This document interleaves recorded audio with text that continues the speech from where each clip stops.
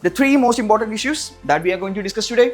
First one is regarding the number of attempts. The second one regarding the time management, and third one regarding the rounds and basically approaching the paper. What is the ideal attempt or the optimum attempt? Some say it's above 90, some say it's close to between 85 to 90, some say it's 100.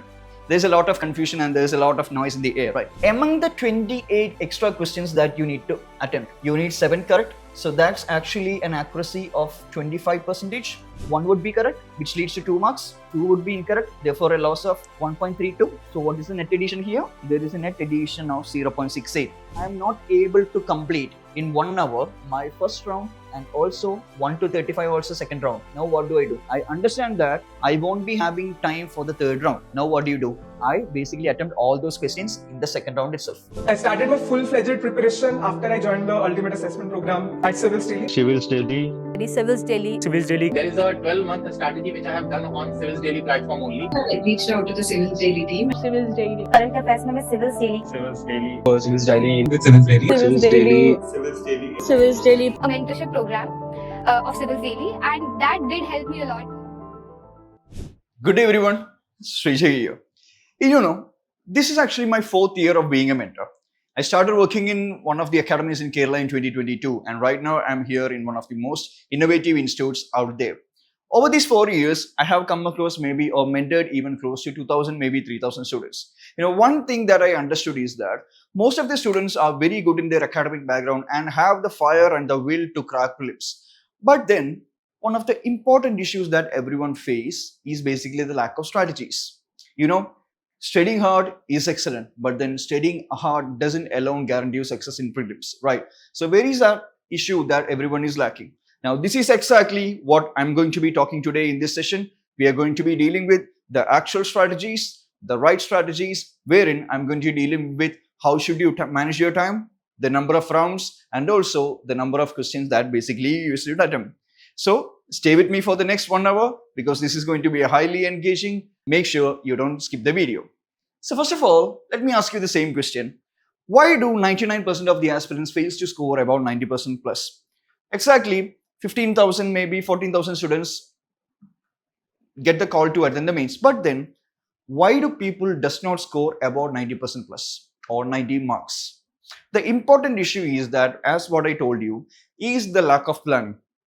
You know, in this course of mentorship, after the initial interaction, okay, the first and the basic thing that I understand is that people would be attempting close to 60, people would be attempting close to 70, and they also don't have a proper time management strategy. Now, this is the issue that it's not because of the lack of knowledge, it's because of the lack of planning and the lack of strategies that most students actually fail to clear or even fail to score more than 90 plus in their exams. So, the three most important issues that we are going to discuss today. First one is regarding the number of attempts. The second one regarding the time management, and third one regarding the rounds and basically approaching the paper. So first of all, let me ask you a very simple question, or else it's not a very simple question. You have endless videos out there in YouTube actually suggesting what is a good method, but then this video will actually prove to you what is the ideal attempt. Now, what is the ideal attempt or the optimum attempt? Some say it's above 90, some say it's close to between 85 to 90, some say it's 100. There's a lot of confusion and there's a lot of noise in the air, right? But then, let me show you. So here, you can see the number of attempts you can see here, correct, incorrect, and basically the marks that you will get. Suppose let's say, or I should say, I have taken the cutoff to be here as 94 because 94 is a safe zone. Even in 2025 prelims, we are expecting the cutoff to be between, 87 to 89 or something, or even close to 90. So I have taken the cutoff to be here as 94, which would actually be a safe zone. Now, how will you get 94 marks is a question. First scenario, let's say you attempted 72 questions. You need 53 to be correct to get 94. Suppose let's say you attempted 84. You need 56 to be correct to get to 94. Suppose say you will attempt at 96 questions, you need 59 to be correct. Suppose let's say you attempted all the 100 questions, then you need to get 60 correct to get 94. Now, if you actually look carefully, you can understand that if a person attempts 72 questions, he needs 53 to get 94. Let's say a person attempts all the 100 questions, he needs 60 to get 94. Now, what is the difference here? So here he's attempting 28 more questions. And how should we get it correct among the 28? He just needs to get 7 correct. So among the 28 extra questions that you need to attempt, you need 7 correct. So that's actually an accuracy of 25%. Now ask yourself, if you attempt 28 questions, wouldn't 7 be correct? What do you think? In UPSC, there are 4 options, A, B, C, D. So the chance of getting a question correct is 25%, right? So if you randomly attempt 28 questions without any knowledge, at least 7 would be correct, right? So my question is, then why should you reduce the attempt? If you even don't know anything about a question and you randomly attempt 4 questions, then 1 would be correct. So why should you reduce attempts is the $1 billion question here. Let me tell you, you should not be reducing your attempts. Rather, you should be attempting maximum number of questions as you can, because even when you attempt 4 questions, 1 would be correct. If 1 is correct, you will get 2 marks. If 3 is incorrect, you will again lose the 2 marks. There's a net addition of, or I would say there is no net addition or net loss. So then why should you reduce your attempt is the most important question here. So if you actually look into this, as I told before, let's say you attempted 4 random questions, ABCD, ABCD, and ABCD. Okay? In this question, 1 would be correct. Therefore, what happens? If you attempt 4 random questions, 1 would be correct, which leads to 2 marks. 3 would be incorrect, which again loses 2 marks. So therefore, what would happen? 1 into 2 equal to 2. 3 into 0.6 is equal to 2. So there is basically no net addition. But then, even though in this case there is no net addition, but can you say that there is no benefit in attending all the questions? Definitely no, because there are a lot of benefits attending all the questions. Now, if you ask yourselves, when you are attempting test series, which will actually help you out to remember the content more? Is it that you leave the questions and then read the answer key? Or is that you attempt the questions and then read the answer key? Which one do you think will help you improve your content more, or which will help you retain the content in your memory? Which one do you think? It's definitely option 2, right?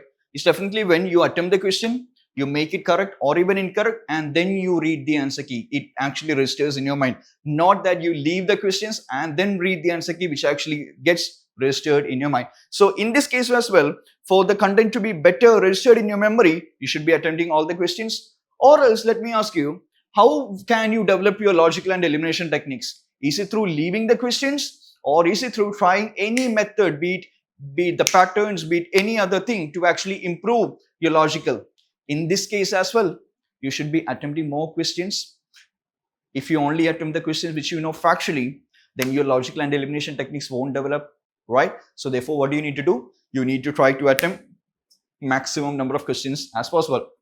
So when you look in both the cases, be it the content or be it the logical elimination techniques, it's always better to attempt maximum number of questions. So let me begin with the same question as well. What is the ideal attempt? Now, in this case, when you don't know any of the options, let's say you are not able to eliminate even A, B, C, D. You have 4 options in UPSC, right? You are not able to eliminate at least one option. Then there is no net addition or net loss. Therefore, you can basically skip all the questions where you are not able to eliminate at least one option in UPSC.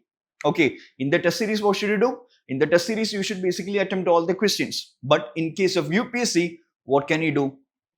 There is no net addition or less net loss. Therefore, you can skip. Okay, even if you attempt the 4 questions, 1 would be correct, 3 would be incorrect. So in the probability, there is no net addition, net loss. Maybe you can attempt all the 100 questions. But if you don't want to take a risk, maybe you can skip those questions wherein you are not able to eliminate at least one of the options in UPSC. But what if the case when you are able to eliminate one of the options? Let's say among A, B, C, D, okay, you know that B is not the answer. Now what is the probability here? It's between A, C and D, right?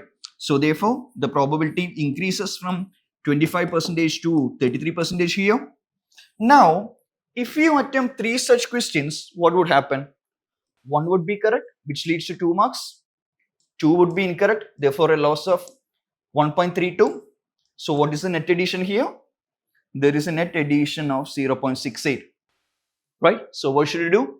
In UPSC or be it the test series, if you are able to eliminate a single option from a question, what should you do?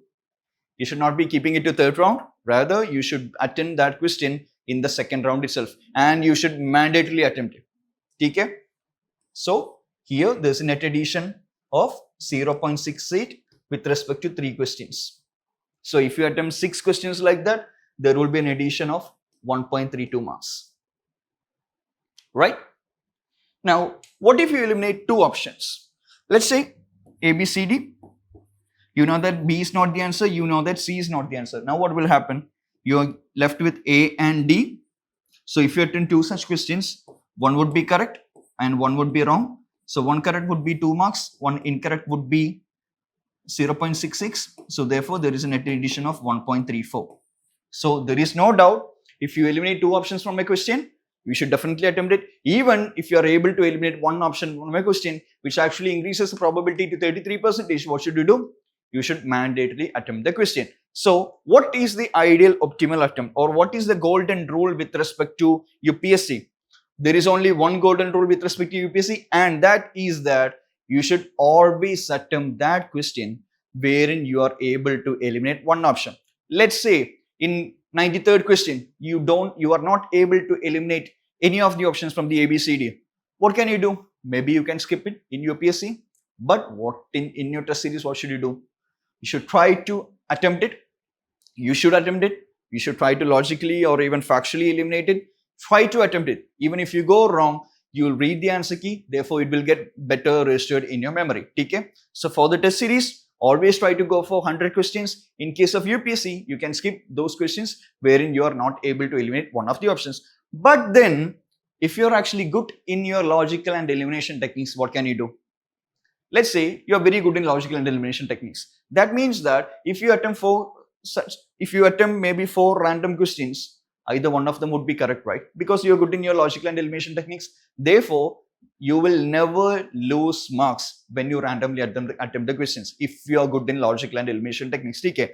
Now, I have cleared 4 prelims, and let me tell you, in all my attempts, I have actually attempted all the 100 questions because I'm really good in my logical and elimination techniques, and I know that if I attempt 4 random questions, at least one of them would be correct. So there will not be any negative marks for me.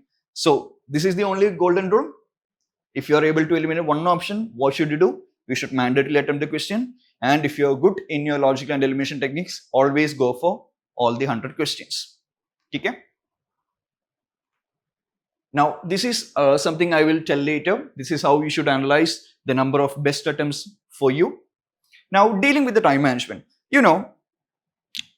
Let's say, if you take about the UPPSC or BPSC or MPSC examination, even the Kerala PSC as well, most of the examinations are conducted for 3 hours. But then, why did UPSC actually reduce their time to basically 2 hours?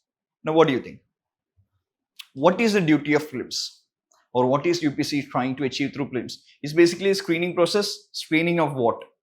Is it the content that the UPSC looking, or UPSC is looking for a person who is better able to manage their time and is better able to manage the pressure? Definitely content is there, but then in case of prelims, UPSC is also testing whether that person can take decisions in terms of pressure, whether that person can take decisions in a time-bound manner. This is what UPSC is expecting. Now, if you don't manage your time, what do happen? Or else what do usually aspirants do? They don't have a proper time management strategy. They just look at the watch at maybe 1 hour 30 minutes or 1 hour 45 minutes, and they understand that, oh shit, I don't have time right now. And let's say I have only attempted questions from 1 to 60. Now, can that aspirant attempt the rest 40 questions in the last 15 minutes? No, that's not possible, right? Why is it that students are not able to think properly or maintain a calm of mind when attending prelims? It's because they are always concerned that whether they will get time to finish. Now, it's all because of the reason that they do not manage their time properly, and they see it as a whole 2-hour process. But then what do you need to do is the important question here. So what does basically prelims create? It creates a panic and confusion, which increases the pressure affecting your thought process, and basically it affects your logical ability to apply your logical and elimination techniques. And you must have had that feeling, right? After going home or after the exam hall, you look at the questions and you feel that, "Arey yaar, so ye to sab easy hai." Now, why do you feel that? It's because outside the exam hall, you're in a state of mind, you're in a calm state of mind, but in the exam hall, you're like a pressure cooker. Now, how do you avoid the pressure cooker like feeling? By maintaining calm. And how do you maintain calm? It's to ensure that you have proper time management. Now, what does a usual aspirant do? Doesn't have short-term targets, randomly checks the watch at maybe 1:30, 1:45 and understand he or she was slow, which in turn leads to game over because they don't have the time to finish, they panic and they mess it up.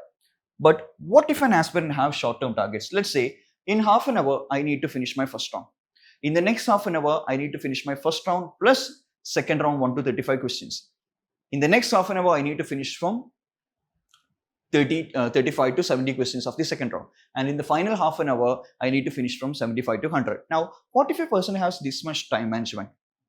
If a person actually in the first hour finishes from 1 to 30, finishes his first round, he or her first round in first 30 minutes, then he or she will understand that, okay, fine, I'm in my target. I'm in my proper time target. I'm following the proper right strategy. Therefore, I don't need to stress. I have time with me, right? So it creates a calm of mind, which in turn leads to better elimination techniques, which in turn leads to clearing prelims. Now, this is why time management is always important, okay? You need to have proper time management strategy. And how do? You plan it in a slot of 30 minutes. Now, I'll show you 2 different strategies that you can follow, okay? This is the one followed by me.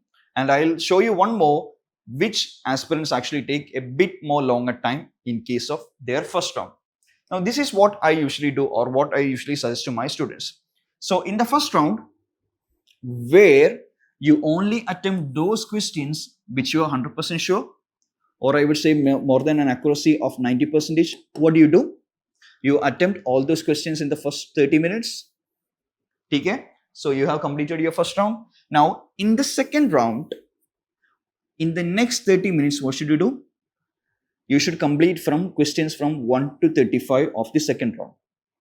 Now, what do you do in the second round? You basically attempt all those questions wherein you have at least eliminated one option. Okay? Let's say A, B, C, D. You know that D is not the answer. You don't keep it for the third round. Rather, you attempt the questions in the second round itself. Because you have already spent around 1 minute. Now, spending an extra 10 to 15 seconds in the third round doesn't give you any factual or even logical elimination. Therefore, it's always better to attempt it in the second round itself. Now, the next 30 minutes, that is from 1 hour to 1 hour 30, what should you do? You should be attempting questions from 35 to 70. And in the last 25 minutes, we should attempt from 70 to 100. And in the last 5 minutes, we should be keeping it for the third round. Now, what is the third round? Third round is basically for those questions which you are not able to eliminate at least one of the option. Let's say A, B, C, D. In the second round, you don't know, you are not able to eliminate at least one of the option. Now what do? You keep it for the third round. And you go for patterns, intuitions, wild guesses, specific options, similar statements, all the different logical and elimination techniques which I am going to teach you later. Now, this is how you need to manage your time, okay? Split it into slots of 30 minutes. Every 30 minutes, you need to have a target. When you reach that target, you'll have a peace of mind. If you don't reach the target in the first hour, in the first 30 minutes, let's say for my first hour, for my first round, my target is 30 minutes. Let's say it took me 40 minutes to complete. Now what do? I try to achieve the second round target. Now, if I am not able to complete in 1 hour, my first round and also 1 to 35 also second round. Now what do? I understand that I won't be having time for the third round. Now what do? I basically attempt all those questions in the second round itself. Okay? So in case for in the 1 hour you are not able to achieve it, now what do? There is no third round for you because you are not going to have time. Therefore, you change the targets and you attempt the third round basically in the second round. Okay? Now this is how you have to plan. Every half an hour you should have a target. If the target is achieved, then you go with the pace. If you have already achieved it, let's say in first in 1 hour you have achieved from 1 to 45 in the second round. Now you can reduce the pace a bit, but then if you have only achieved from 1 to 25, you need to speed it up. This is how you have to change according to your targets.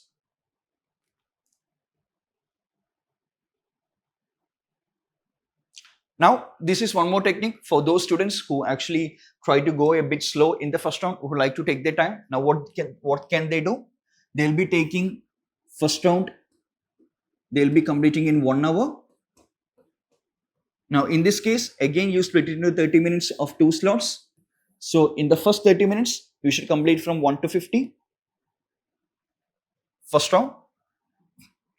In the second 30 minutes, first round from 50 to 100. Now, again, split it into slots of 25 minutes for the second round. This is basically for the second round. So, what do? In the first 25 minutes, you try to complete from 1 to 50. In the second 25 minutes, you complete from 50 to 100. Now, for the last 10 minutes, what do? You keep it for the third round. Now, this is basically suitable for students who like to take their time for the second round. Sorry, for the first round. So, always what do? Have a proper time management strategy. Okay? And always split your time into slots of 30 minutes. So, what do? Also remember, never spend more than 2 minutes for any question, okay? UPSC is basically testing how decisive you can be in the exam.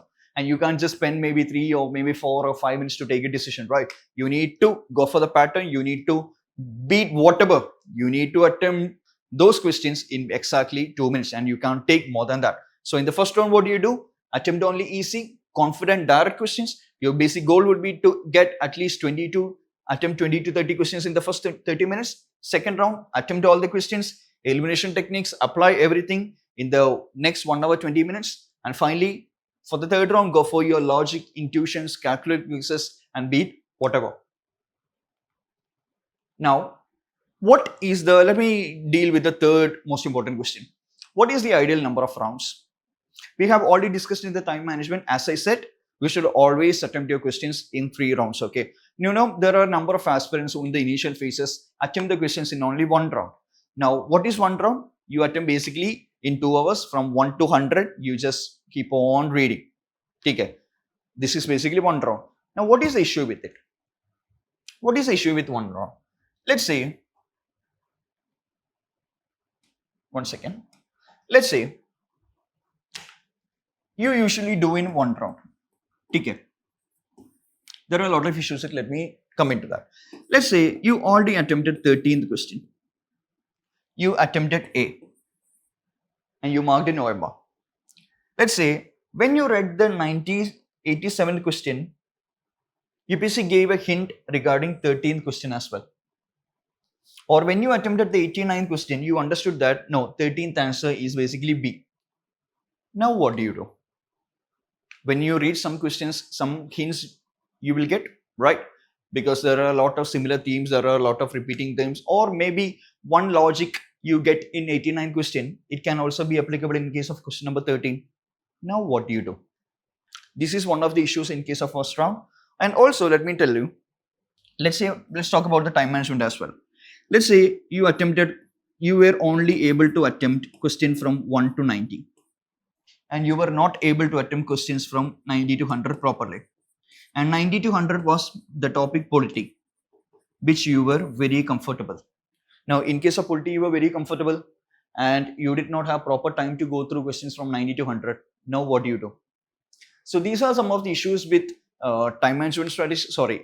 When you attempt the first round, when you attempt the questions in first round. So, don't go for that. Always attempt the questions in basically 3 rounds. So, let me tell you, in the first round, what do? You read the questions. Okay? You just only read the questions. Consider the following statements with respect to Government of India Act 1935.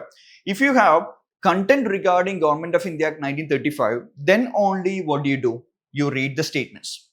Let's say a question. Consider the following statements regarding Subhash Chandra Bose. If you don't have any idea who is Subhash Chandra Bose is, then what do? You don't read the statements. Okay? You just circle it and keep it for the second round.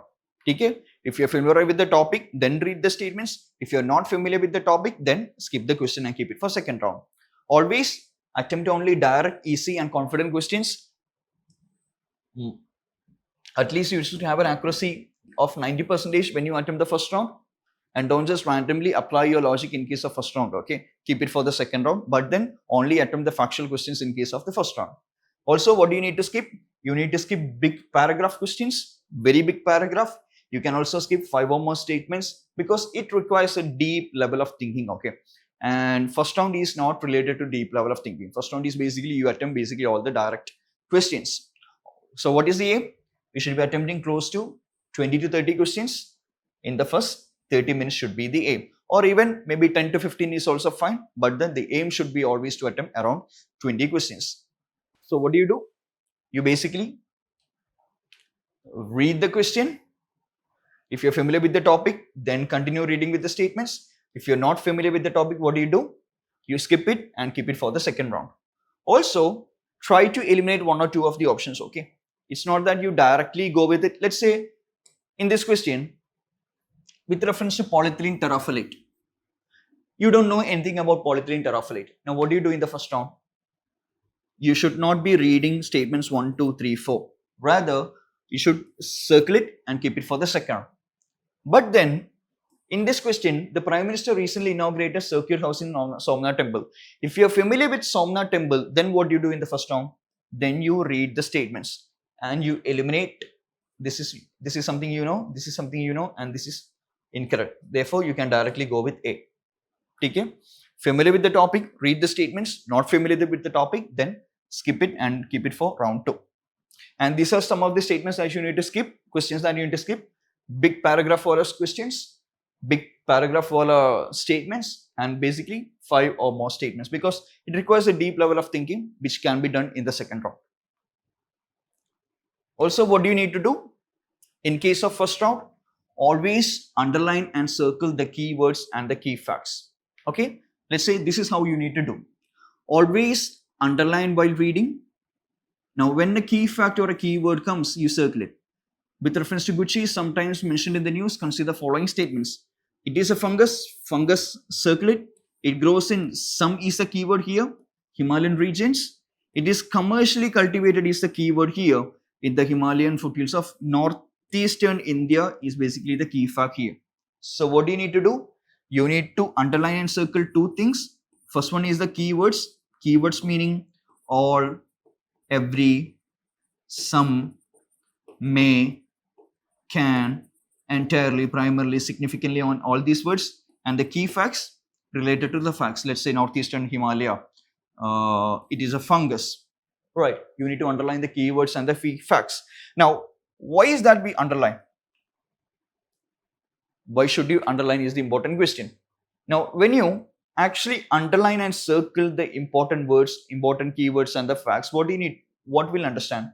It leads to improved focus because if you circle the fungus here, your thought would be whether it is a bacteria, fungus, protozoa, algae. This is how your mind will think. Okay. So this basically leads to improved focus and structured thinking. Rather, if you don't underline anything, you're thinking very broadly. You need to narrow down your thinking. That is why the reason we always ask them to underline the whole thing and also circle the keyword and the key facts. And also one of the important things that you need to focus is that when you actually attempt the questions, let's say you know that it is a fungus. Okay. Now what do? Tick it on the left hand side. It grows in some Himalayan forest regions. If you have a doubt in that, circle it. It is commercially cultivated in northeastern India. You know that it is not in northeastern India. Therefore, you put it.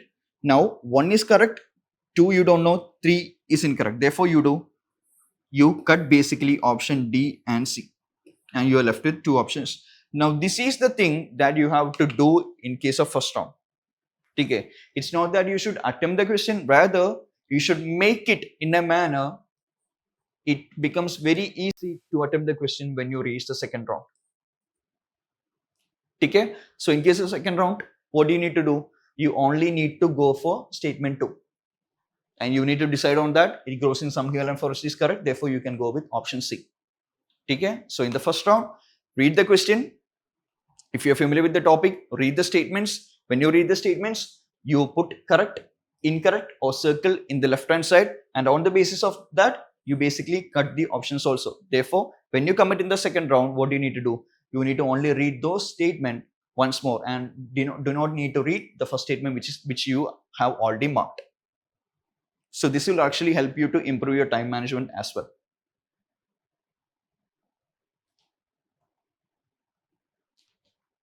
So in the second round, what do? You basically apply all your elimination and logical elimination strategies. You attempt all those questions wherein you are able to eliminate at least one of the option. Your time management, question number 1 to 35 in the next 30 minutes, which is from 30 to 1 hour. From 1 hour to 1 hour 30, you attempt questions from 75 to 100. The next 25 minutes, you attempt from 1 hour 30 minutes to 1 hour 55 minutes, which is you complete question number 70 to 100. And for the last 5 minutes, you can keep it for basically the third round. Now, what do? This is where you basically apply all your elimination techniques, right? So if you read this question, which you have left it in the first round, because you don't know about polyethylene terephthalate, its fibers can be blended with wool and cotton fibers, can be blended, so it would be correct. Containers made of it can be used to store any alcohol beverage. Now, any is an extreme word. What about as 100% alcohol? Maybe not correct. So you put it wrong. Bottles made of it can be recycled. So can is a very possibility. Therefore, it is correct. Articles made of it can be easily disposed of by without causing any greenhouse gas. Now, this is a very extreme word. You can eliminate that. So therefore, 1 and 3 is the answer. Now, this is what you need to do in case of second round. You basically, even if you don't know the topic, you can apply all your logical and elimination techniques here as well. So this is time management. First round you already completed in the 30 minutes. Now from the next 30 minutes to 1 hour, 1 to 35, 1 hour to 1 hour 30, 35 to 70, and finally 1 hour 30 to 50, you need to attempt 70 to 100. Now, what about the third round? Third round is basically where you apply all the pure pattern, elimination techniques and intuitions. And also let me tell you, when you're doing test series, okay, when you're going to attempt dominate test series or even any other test series, always try to attempt maximum, always try to go for 100 questions, because what is there to lose? The probability rule basically says that if you attempt 4 questions, at least one of them would be correct.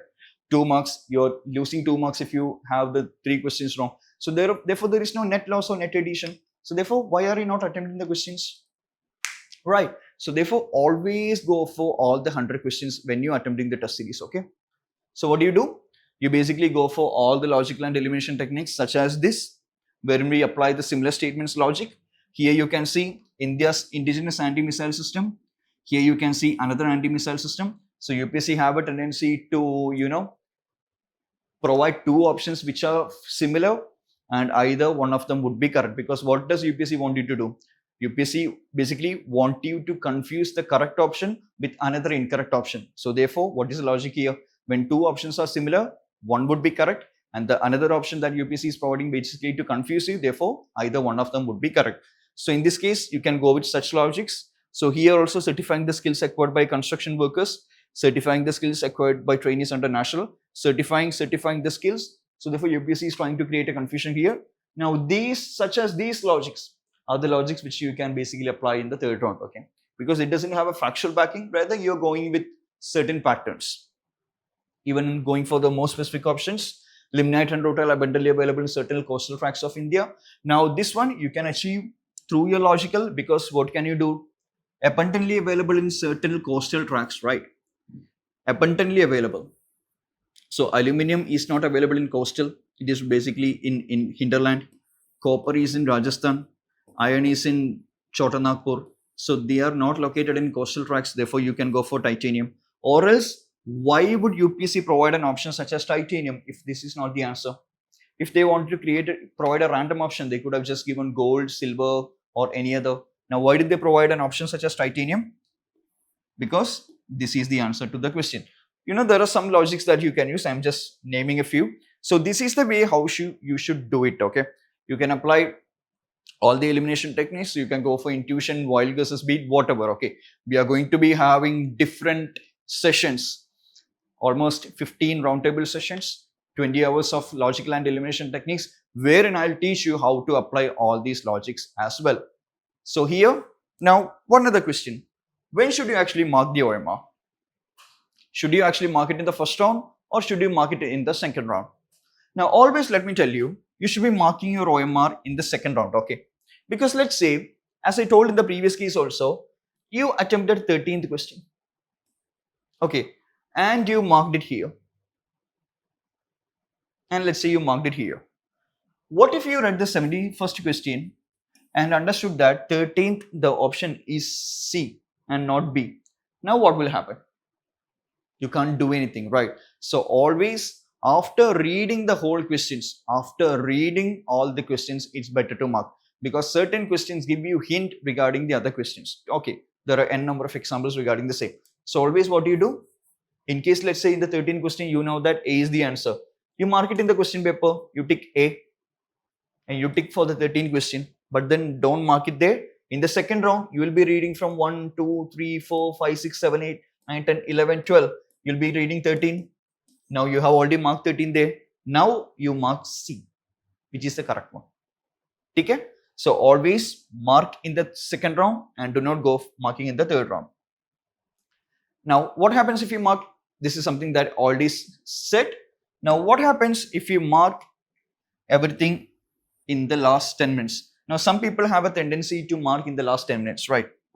They stop what they're doing at 1 hour 50 and then they mark. Now this is a very, this has a lot of risk, okay? Especially with respect to UPSC, you are in a lot of pressure. Whether you will be able to do it, whether my time management strategy, whether I have attempted enough number of questions, all this pressure, all these things are going through your mind. Let's say, rather than marking 12th question, you marked 13th question. So 12 was supposed to be A and you accidentally marked 13A. Now what will happen? It will like a domino effect. So 14th also what you marked is wrong. So this will create actually unnecessary panic, okay? Rather than doing this, when you attempt the 12th question in second round, you mark 12. You attempted 13th question, mark 13 in the second round itself. Because this will help you to, you can actually look whether I'm marking on 12, 12, 13, 13. So this is the better attempt and not going for first round marking or even sparing for 10 minutes for basically OMR marking. So some other strategies that usually all the people attempt, all the people say. First one is respect to attending all the confidence subjects first. Let's say you're very good in polity. Okay, you're very good in polity. Second one, you're good in environment. Should you go in this pattern? Should you search all the questions which are there in polity, attend first, then attempt environment? Now, what is the risk in it? Let's say you are very good in polity and you decided that I'll go for polity questions first. And what if the polity questions is hard in prelims? What if they are hard? As in 2024, the polity questions are a bit hard. Now what happens then? You lose the confidence, okay? Because your most scoring part is polity, and out of polity you are not getting anything. So you'll completely lose your confidence. But then if you're already going from 1 to 100, you know that polity is somewhere there. This is art and culture, this is art for me. But polity, my strong topics would come later. This will give you much relief rather than doing this method, okay? So I usually don't suggest method. Rather, I always tell my students to go from 1 to 100. Now, some strategy that other students follow is basically skimming the paper for the first 5 or 10 minutes. They'll just read some questions or they'll just skim through the paper. Now, what is the benefit of that? Let's say if you are able to find some good questions. Let's say you are able to find some easy questions. That will actually boost a lot of confidence. But then you are basically losing out on 5 to 10 minutes. In this case, you are not attempting it. You are not reading it properly. You are just analyzing the topics. Now, should you do that? No. Rather, you should be attempting questions on that time, and you should be on the middle of your first round in the 10 to 15 minutes and not waste your time and basically skim through the questions. Okay? Also, show you one more slide regarding this thing. So in case of number of attempts, what do you need to do? You need to attempt all the 100 questions when you're doing the test series. And in case of UPSC, by mid-April or even May, you can basically finalize which is actually good for you.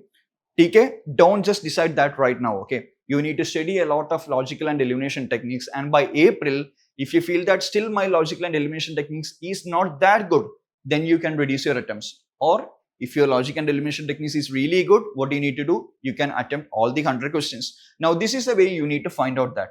Okay. So always after you have attempted the prelims test series paper, you prepare a table like this. Now, what should the table include?